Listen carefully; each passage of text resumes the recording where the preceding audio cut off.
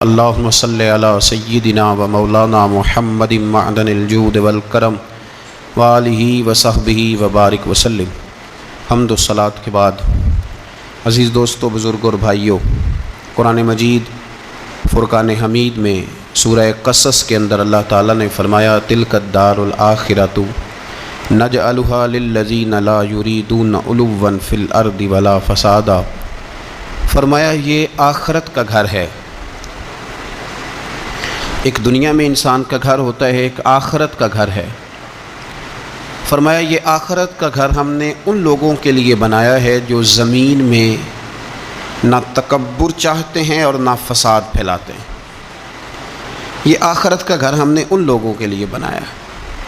اور فرمایا والعاقبۃ للمتقین، آخرت کی بھلائی پرہیزگاروں کے لیے۔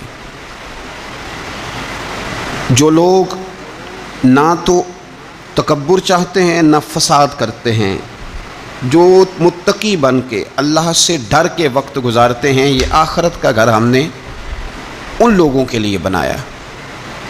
نبی پاک صلی اللہ تعالیٰ علیہ وسلم نے لوگوں کے دلوں میں خوف خدا پیدا کیا، تو حضور علیہ السلام کے بعد بھی جو خلفائے راشدین ہوئے، حضرت ابوبکر صدیق سے لے کر امام حسن تک، حضرت ابوبکر صدیق، سیدنا عمر فاروق، عثمان غنی، مولا علی، اور حضرت علی کے بعد 6 مہینے تک حضرت امام حسن نے بھی خلافت کی۔ تو یہ سب لوگ اللہ سے ڈرنے والے تھے، پرہیزگار تھے۔ یہ وہی لوگ تھے جن لوگوں نے نہ تو اطراء زمین میں نہ تکبر کیا نہ کوئی فساد کیا، وہی لوگ تھے۔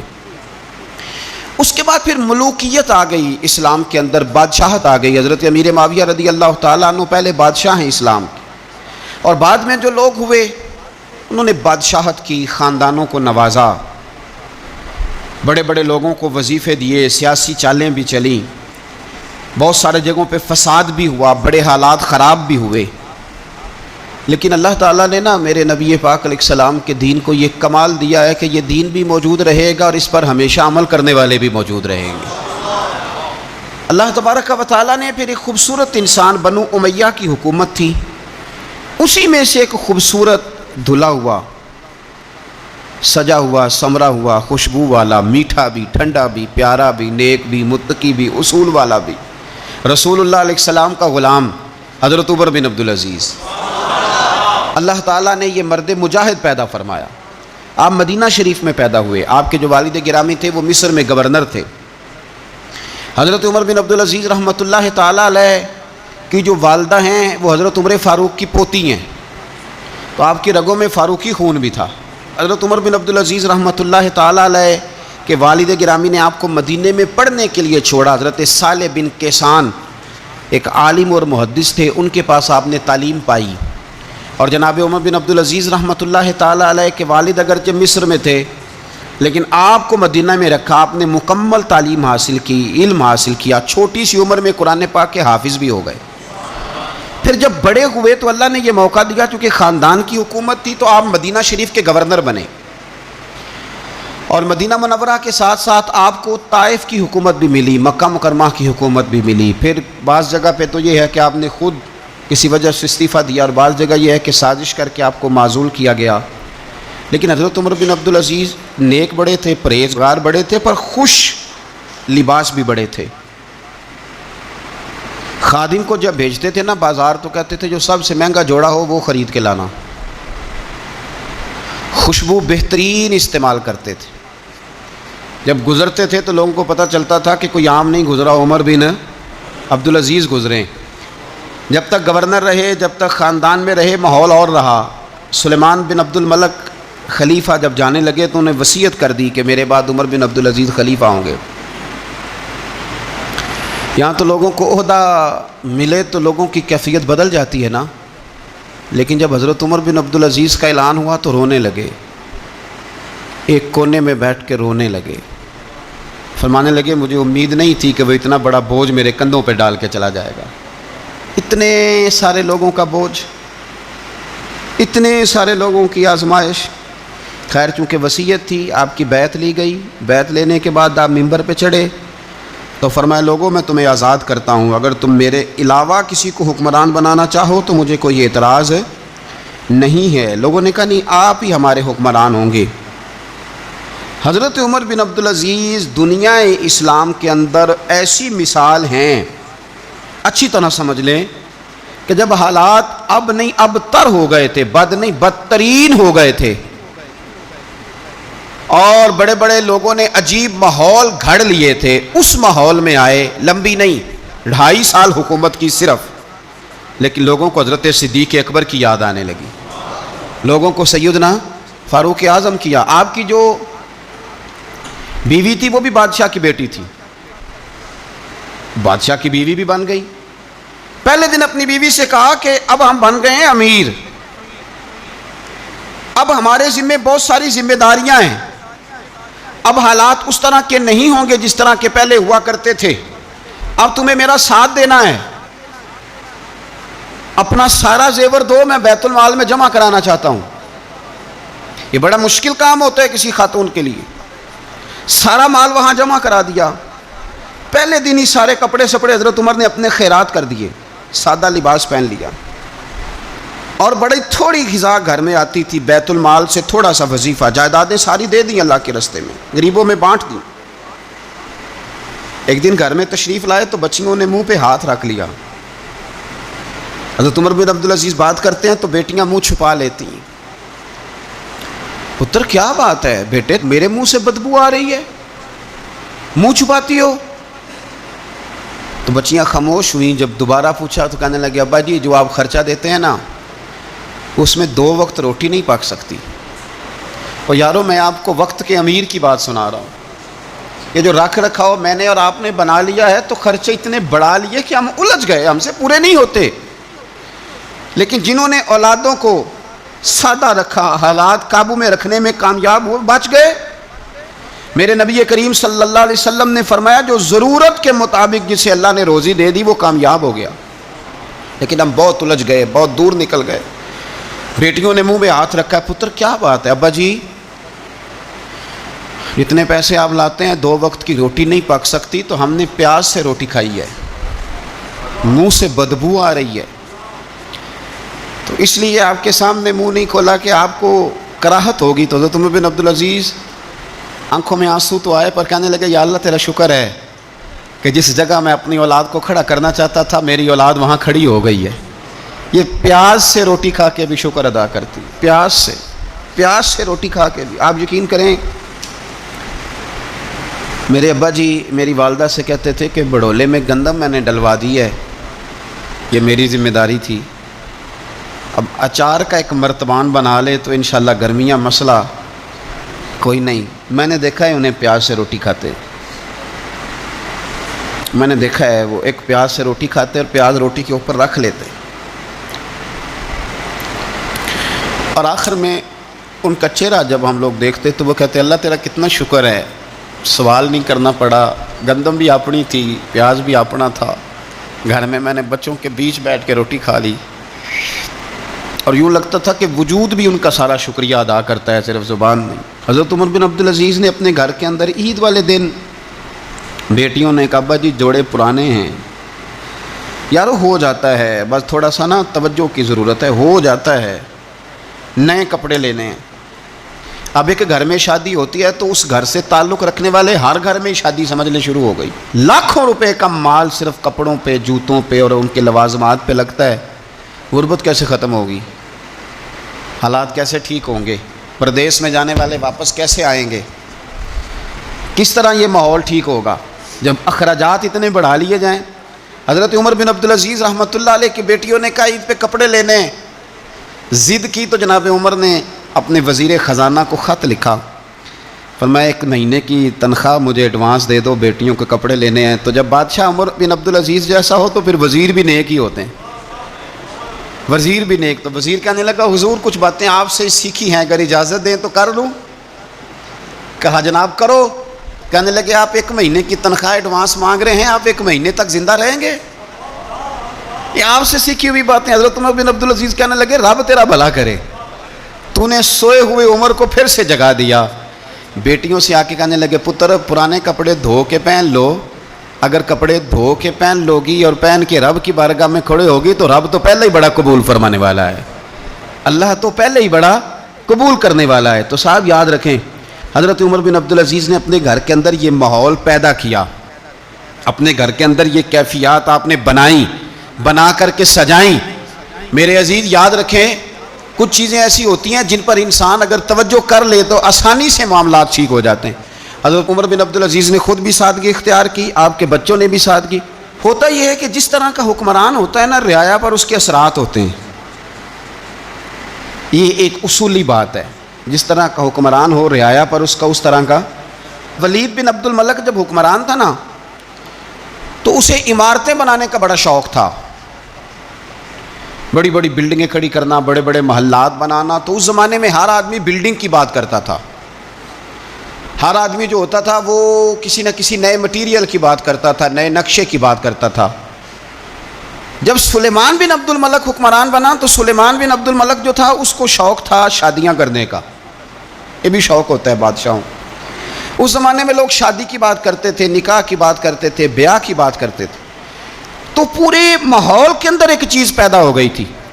لیکن جب حضرت عمر بن عبدالعزیز کا زمانہ آیا تو وہ راتوں کو عبادت کرتے تھے، وہ وظائف پڑھتے تھے، وہ قرآن پاک کی تلاوت کرتے تھے، وہ اللہ کا ذکر کرتے تھے۔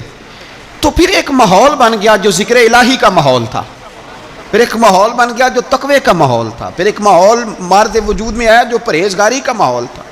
عام عوام بھی اللہ کے ذکر کی باتیں کرنے لگی، عام ماحول بھی اس طرح۔ حضرت عمر بن عبدالعزیز نے سب سے پہلا یہ کام کیا کہ بادشاہی پروٹوکول ختم کرائے، ختم ہو گئے پروٹوکول۔ آپ نے فرمایا کوئی شاہی خاندان کا بندہ آئے تو کسی کا کوئی پروٹوکول نہیں ہے، میرا بھی کوئی پروٹوکول نہیں ہے، بلکہ آپ نے فرمایا کسی خطیب کو، کسی امام کو اجازت نہیں کہ میرا نام لے کے میرے لیے دعا کرے۔ سب مسلمانوں کے لیے دعا کرنا، فرمانے لگے الحمدللہ میں مسلمان ہوں، جب تم مسلمانوں کا نام لے کے دعا کرو گے تو میں بھی اندر ہی آ جاؤں گا۔ اضافی طور پر نام لے کے دعا کرنے سے بھی روک دیا۔ بلکہ ایک عورت عراق سے آئی، اس کی 5 یتیم بچیاں تھیں، تو اسے ضرورت تھی وظیفے کی۔ اس نے آ کے پوچھا حضرت عمر بن عبدالعزیز کا گھر کہاں؟ تو لوگوں نے فرمایا وہ سامنے جو ٹاٹ اور بوریے کا پردہ لٹک رہا ہے وہ عمر بن عبدالعزیز کا گھر ہے۔ دروازے پہ دستک دی تو ایک عورت اندر برتن دھو رہی تھی۔ پوچھا السلام علیکم، امیر المومنین سے ملنا ہے۔ وہ کہنے لگی اس درخت کی چھاؤں میں بیٹھ جاؤ، ابھی تشریف لاتے ہیں۔ تھوڑی دیر گزری تو حضرت عمر بن عبدالعزیز آئے تو کنویں سے پانی نکال کے نا، سین میں کنواں تھا، تو جو جگہ میں مٹی اڑ رہی تھی نا، گرد اڑ رہی تھی، ہوتا ہے نا عصر کے بعد لوگ پانی پھینکتے ہیں، وہاں پانی پھینکنے لگے، چھڑکاؤ کرنے لگے۔ تو تھوڑی تھوڑی باتیں وہ خاتون آپ سے کرنے لگی، تو وہ جو عورت آئی تھی نا وہ کہنے لگی تم غلام سے باتیں کر رہی ہو، تمہیں پردہ کرنا چاہیے۔ کہنے لگی یہ غلام نہیں، یہ میرے شوہر ہیں، اور یہ امیر المومنین عمر بن عبدالعزیز ہیں۔ کہنے لگی یہ عمر بن عبدالعزیز ہے؟ کہا ہاں یہ عمر بن عبدالعزیز ہے۔ تو وہ خاتون حاضر ہوئی، کھجوریں اس کو دی گئیں کھانے کے لیے۔ اس نے کہا حضور میری 5 یتیم بیٹیاں ہیں، مجھے وظیفہ چاہیے۔ جناب عمر بن عبدالعزیز نے ایک بیٹی کا نام پوچھا، ولدیت پوچھی، وظیفہ لکھا۔ عورت کہنے لگی اللہ تیرا شکر ہے میری بچی کا وظیفہ لگ گیا۔ دوسری کا نام پوچھا، ولدیت پوچھی، عمر پوچھی، وظیفہ لگایا۔ اللہ تیرا شکر ہے میری یتیم بچی کا وظیفہ۔ 4 بچیوں کے وظیفے عمر لکھتے رہے، خاتون اللہ کی حمد کرتی رہی۔ 5ویں کا لکھنے لگے تو کہنے لگی میں نے زمانہ بڑا دیکھا ہے پر عمر بن عبدالعزیز تیری طرح کا بندہ نہیں دیکھا۔ آپ فرمانے لگے اب میں 5ویں کا وظیفہ نہیں لکھتا، 4 کا وظیفہ جا کے گورنر سے منظور کرا لے اور 4 کو کہنا تھوڑا تھوڑا 5ویں کو بھی دے دے۔ حضور کیوں نہیں لکھتے؟ فرمایا جب تک تو حمد کے لائق رب کی حمد کر رہی تھی میں وظیفے لکھ رہا تھا، اب تو نے میری تعریفیں شروع کر دی۔ اپنی تعریف پر کیسے وظیفہ لکھوں؟ وہ تو حمد کے لائق ہے، اس کی حمد ہونی چاہیے، لیکن میں اپنی تعریف پر، اپنی خوشامد پر میں نہیں لکھتا۔ جا اللہ تعالیٰ تیری لیے بہتری کرے۔ وہ خاتون کہتی ہے میں وہاں سے آئی، مجھے مہینوں لگ گئے، سفر لمبا تھا، عراق پہنچی تو عراق کے گورنر کو جب میں نے وہ روکا دیا تو ان کی چیخیں نکل گئی، تڑپ کے روئے۔ میں نے کہا کیا ہوا؟ کہنے لگی بی بی جس نیک آدمی نے تجھے یہ لکھ کے دیا تھا نا، چند دن ہوئے ان کا انتقال ہو گیا۔ عمر بن عبدالعزیز پردہ فرما گئے۔ وہ خاتون پھر روئی، کہنے لگی یتیم بیٹیوں کا اب کیا بنے گا، اس رکے کا کیا بنے گا؟ تو آپ فرمانے لگے بی بی جب امیر عمر بن عبدالعزیز جیسا ہو تو گورنروں کو بھی اللہ کچھ توفیق دے ہی دیتا ہے۔ اگر انہوں نے تیرا وظیفہ زندگی میں لکھا تھا تو فکر نہ کر، جب تک میں زندہ رہوں گا وظیفہ پہنچتا رہے گا۔ آپ کے گورنر نے لکھا کہ حضرت صاحب گورنر ہاؤس کی عمارت کمزور ہو گئی ہے, نہیں بنا لوں. تو آپ فرمانے لگے تو عدل کا قلعہ کیوں نہیں بناتا, انصاف کی دیواریں کیوں نہیں کھڑی کرتا؟ فرمایا چھوڑ اینٹیں لگانا, عدل و انصاف کا قلعہ بنا. سب سے بڑی بات یہ تھی کہ بڑے پابند تھے صوم و صلات کے, دن کو تلاوت کرتے, رات کو عبادت کرتے, پنجگانہ نماز میں کھڑے ہوتے, اللہ کے خوف کی بات آتی تو چڑیا کی طرح پڑ پڑاتے, ڈرتے. آپ کی اہلیہ کہنے لگی عمر بن عبدالعزیز یہ کیفیت کیسے ہوئی؟ فرمانے لگے ایک ذہن میں بات بیٹھ گئی تھی کہ رب نے حساب پوچھنا ہے اور میں نے حساب دینا ہے. تو جس کو پتا ہونا میں نے حساب دینا ہے اور مجھ سے کسی نے حساب پوچھنا ہے, پھر سمجھیں, حساب دینا ہے اور کسی نے حساب پوچھنا ہے, حساب دینا ہے اور حساب. تو فرماتے ہیں جب یہ ذہن بن گیا نا کہ میں نے حساب دینا ہے اور رب نے حساب پوچھنا ہے, تو بس پھر میں نے حساب کر کے رکھنا شروع کر دیا. پھر میں نے کوشش کی ہے کہ حساب کروں کہ نا انصافی نہ ہو جائے, ظلم نہ ہو جائے. ایک آدمی بڑی دور سے چل کے آیا, عرض کی حضور آپ کے گورنر نے میرا مال چھین لیا ہے, واپس نہیں کرتا. تو حضرت عمر بن عبدالعزیز رحمۃ اللہ نے رکا لکھا, فرمایا میں نے تو تجھے نیک آدمی سمجھ کے گورنر بنایا تھا اور تو لوگوں کے مال نہیں واپس کرتا, فوراً واپس کر. اس کے نام جب خط لکھا تو آدمی خوش ہو گیا. تو آپ فرمانے لگے اب یہ بتا تیرا آنے جانے کا خرچہ کتنا ہوا؟ عرض کی حضور کیا مطلب؟ آپ فرمانے لگے ایک تجھ پہ ظلم ہو اور دوسرا تیرے اوپر اور خرچے ڈالے جائیں. دیکھیں نا, ایک آدمی کی زمین پہ قبضہ ہو, پھر وہ وکیل کرے, پھر وہ گواہ اکٹھے کرتا پھرے, پھر وہ مسائل میں الجھ جائے. جناب عمر بن عبدالعزیز نے ہمیں ایک سوچ عطا فرمائی. فرمایا ایک تیرے اوپر ظلم ہوا, ایک تجھے اتنی تکلیف ہوئی یہاں آنے کی, اور ایک تیرا خرچ ہوا, بتا کتنے پیسے؟ عرض کی حضور میرا تو لاکھوں کا مال آپ نے واپس کرا دیا ہے, اب چھوڑے خرچے کو. فرمایا نا بھائی, یہ میرے رسول کائنات کا دین ہے, اس میں ہم ہر شے کا حساب کر کے رکھیں گے. تیرا خرچ ہوا ہے, تیرا خرچہ ہوا ہے, تجھے آنا پڑا, تجھے جانا پڑا. اور دنیا کے منصفوں, فیصلے کرنے والوں, تھوڑا خیال تو کرو کتنے لوگ ہیں جو رول گئے بیچارے رستوں میں کچہریوں کے, جو عدالتوں کے چکر لگا لگا کے تھک گئے, جن کی اولادیں تڑپ اٹھیں, مکان بک گئے. انہوں نے اپنے حقوق کیا لینے تھے, ان کی تو باقی چیزیں بھی چلی گئیں. فرمایا خرچہ بتا کتنا ہوا؟ عرض کی حضور 60 دینار تقریباً. فرمایا اسے مال خزانہ سے 60 دینار بھی دو. پھر فرمایا میری جیب سے اسے 50 اور دو تاکہ یہ آنے جانے میں مزید روٹی کھا سکے, گوشت کے ساتھ روٹی کھائے. اور پھر فرمایا معاف کر دینا, حکومت عمر بن عبدالعزیز کی تھی پر تجھے بڑی تکلیف اٹھانی پڑی, اذیت اٹھانی پڑی. یارو اس رنگ میں اس شخص نے حکومت کی, اس انداز میں, اور سب سے بڑھ کر بنو امیہ میں سے تھے. لیکن میرے رسول پاک کی اولاد سے جو پیار, حضور کی نسل سے, کسی نے آپ کے سامنے کہہ دیا, امام جلال الدین سیوطی نے اس کو لکھا ہے, کسی نے عمر بن عبدالعزیز رضی اللہ تعالیٰ عنہ کے سامنے کہہ دیا یزید امیر المومنین تھا, مومنوں کا امیر تھا. فرمایا پکڑو اس بدذات کو 20 کوڑے مارو, پکڑو اس نالائق کو, اسے 20 کوڑے مارو. یہ نبی پاک کے خاندان کے قاتل کو امیر المومنین کہتا ہے. یہ فتویٰ جناب عمر کا. مولا علی شیر خدا کی اولاد میں سے ایک شہزادے آپ کے پاس آئے کسی کام کے لیے, تو عمر بن عبدالعزیز اٹھ کے کھڑے ہو گئے, ہاتھ باندھ دیے, کہنے لگے حضور ساری دنیا میرے پاس آئے, آپ نا ایک رکا لکھ دیا کریں یا پیغام دے دیا کریں, اس لیے کہ اس دھرتی پہ جو کچھ بھی ہے وہ مدینے والے رسول کا ہی صدقہ ہے. حضور کی اولاد سے پیار, نبی پاک صلی اللہ علیہ وسلم کے خاندان کے ساتھ محبت. حضرت عمر بن عبدالعزیز نے فلاح عامہ کے کام کرائے, بڑے بڑے سرائے بنائے, لوگوں کے ٹھہرانے کا بندوبست کیا, وظائف دیے غریبوں کو, مساجد بنائیں, مدارس بنائے. آپ کو مجدد کہا جاتا ہے. نئے سرے سے تجدید کی, علماء سے پیار کیا, صدقات و خیرات کا ایک ایسا ماحول دنیا کے اندر بنایا کہ لوگ کہتے ہیں کہ ہم زکوٰۃ دینے کے لیے بندہ تلاش کرتے تھے, پر جناب عمر بن عبدالعزیز کے زمانے میں کوئی زکوٰۃ لینے والا میسر نہیں آتا تھا. ایک شخص ملا تو لوگوں نے اس کو اتنی زکوٰۃ دی, اتنی زکوٰۃ دی, اتنی زکوٰۃ دی, لوگ خوشحال ہو گئے. اتنی زکوٰۃ دی کہ اگلے سال وہ خود زکوٰۃ دے رہا تھا. حضرت عمر بن عبدالعزیز نے ایسا ماحول بنا کے لوگوں کو دیا, اس طرح کی نوعیت آپ نے لوگوں کو دی کہ خوشحالی نظر آنے لگی. ذمیوں کے, غیر مسلموں کے حقوق کا بھی تحفظ فرمایا.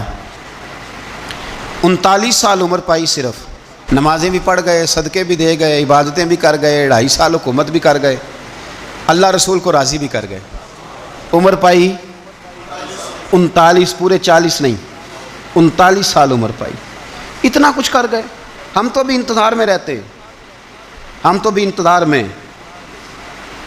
میں اٹھ فریدہ ستیا تے داڑھی آ گیا ہی پور، اٹھ فریدہ، یہ ستیا کا مطلب بابا جی نے غفلت بیان کیا ہے، اس کا مطلب یہ نہیں کہ سچی مچی سویا ہوا تھا، کہتے تو غافل ہے، اٹھ فریدہ ستیا داڑھی آ گیا ہی پور، اگا نیڑے آ گیا ہی، پیچھا رہ گیا ہی دور۔ 40 سال کی عمر میں آپ کو زہر دے دیا گیا، کچھ لوگوں کو برداشت نہیں نہ ہوا۔ ایک شخص آیا رکا لے کے، اس نے کہا حضور پچھلا خلیفہ میرے نام 20,000 دینار لکھ گیا ہے پر وہ فوت ہو گیا ہے، تو آپ یہ رکا ہے مجھے 20,000 دینار دے دیں۔ آپ فرمانے لگے سنبھال کے رکھ، شاید میرے بعد والا دے دے۔ رکا سنبھال کے رکھ، پر مجھ سے نہ امید رکھنا 20,000 دینار تو میں 20,000 گھر میں دوں گا اور 20,000 چولہے جلاؤں گا، میں ایک آدمی کو اتنا امیر کر دوں اور باقی لوگ دیکھتے رہے۔ آپ کو زہر دے دیا گیا،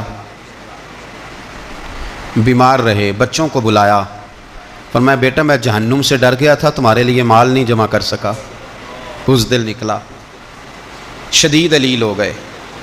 وہ جو آیت میں نے پڑھی ہے نا، آپ کی اہلیہ کہتی ہیں کہ آخری وقت آپ کی زبان پر وہ آیت جاری ہوئی، تلک الدار الآخرۃ نجعلھا للذین لا یریدون علوا فی الارض ولا فسادا والعاقبۃ للمتقین۔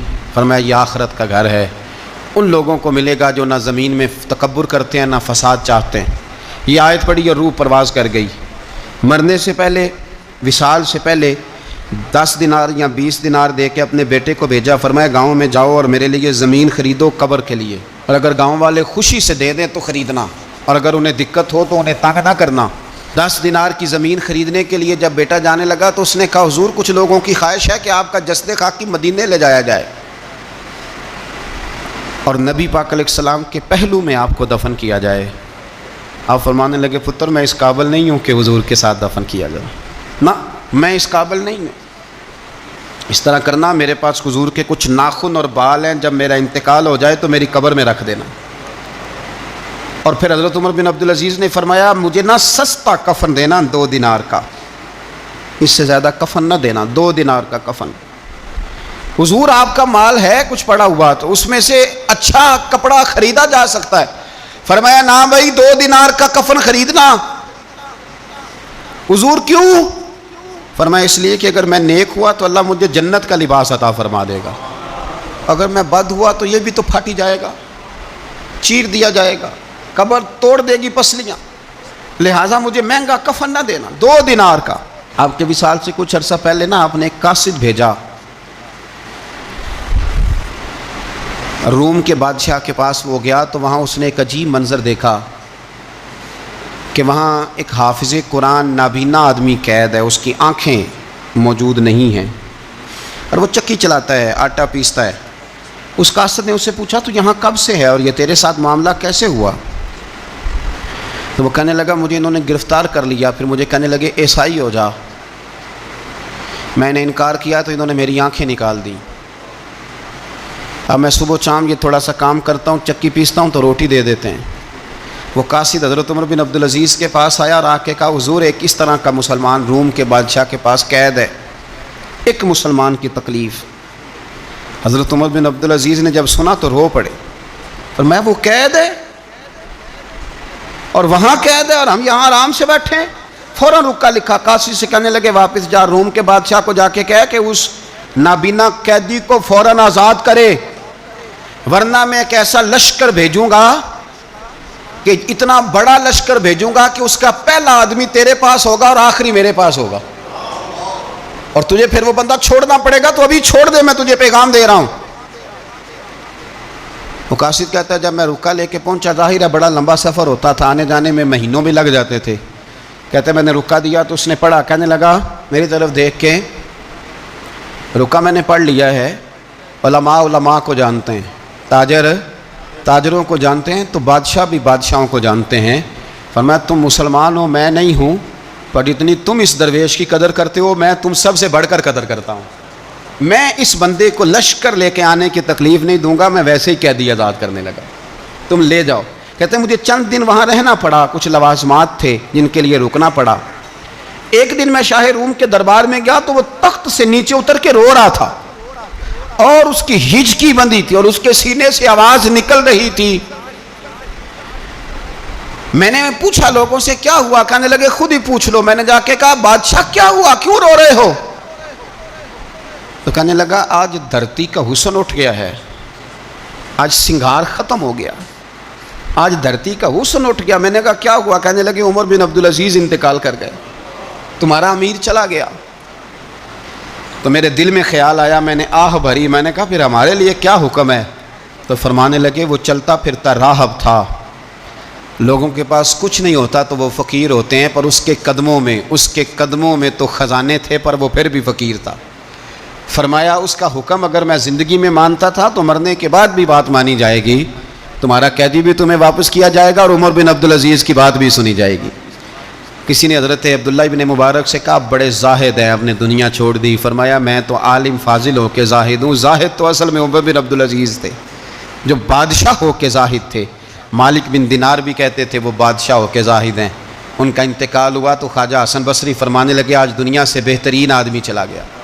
حضرت سیدنا امام احمد بن حنبل فرمایا کرتے تھے جو عمر بن عبدالعزیز کا ذکر کرے رب تو اس پر بھی رحمت نازل فرمائے گا.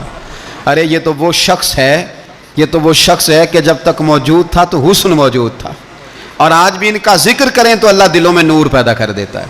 حضرت عمر بن عبدالعزیز رحمۃ اللہ علیہ تو وہ نیک آدمی تھے کہ ایک شخص آپ سے گفتگو کر رہا تھا، سرکاری بات چیت ہو رہی تھی تو چراغ بھی سرکاری جل رہا تھا. اس نے پوچھا حضور چلے سرکاری بات تو ختم ہوئی، طبیعت کیسی، حال کیا؟ فرمایا ٹھہر جو. ایک چراغ بند کر کے دوسرا جلا لیا. اس نے کہا حضور یہ کیا؟ آپ فرمانے لگے وہ سرکاری چراغ تھا، یہ میرا ذاتی ہے. جس شخص نے اتنی باریک بینی کے ساتھ تقوی اختیار کیا ہو، نبی پاک سے اتنی محبت کی ہو، دعا کرتے ہیں اللہ ان پہ کروڑوں رحمتیں فرمائے، اللہ ان پہ بے حساب برکتوں کا نزول فرمائے. دو باتیں حضرت عمر بن عبدالعزیز کی زندگی میں ہمیشہ غالب رہی. ایک تو دنیا ہونے کے باوجود دنیا سے دل نہیں لگا. یہ دو باتیں آپ نے یاد رکھنی. دل نہیں لگایا دنیا سے. مال تھا، دولت تھی، پر وہ اس چکر میں نہیں پڑے کہ یہ مہنگا جوڑا میرے گھر کیوں نہیں، یہ اعلیٰ کار کیوں نہیں، اب یہ والا میں نے گھر. ایک اینٹ پر دوسری اینٹ نہیں رکھی ساری زندگی. چونکہ وہ سمجھتے تھے زندگی مختصر ہے تو 40 سال کی زندگی میں ہی کمال کر گئے. اور دوسرا حضرت عمر بن عبدالعزیز نے ہر وقت ایک چیز اپنے ذہن میں رکھی کہ مجھے اللہ کے سامنے کھڑے ہونا ہے. اور وَلِمَنْ خَافَ مَقَامَ رَبِّهِ جَنَّتَانِ، جو رب کے سامنے کھڑے ہونے سے ڈرتا ہے رب اسے 2 جنتیں عطا کرتا ہے. تو لہٰذا یہ 2 باتیں ہمیشہ ذہن میں رکھیں. یہ اتنا بناؤ سنگار، ہر وقت اپنے آپ کو سجانا، گھر سنوانا، گاڑی، یہ وہ، اتنا اس چکر میں نہ پڑیں. اور دوسرا ایک ذہن بنائیں کہ دنیا سے ہم لوگوں کو جانا ہے. آخر دعوانا الحمدللہ رب العالمین.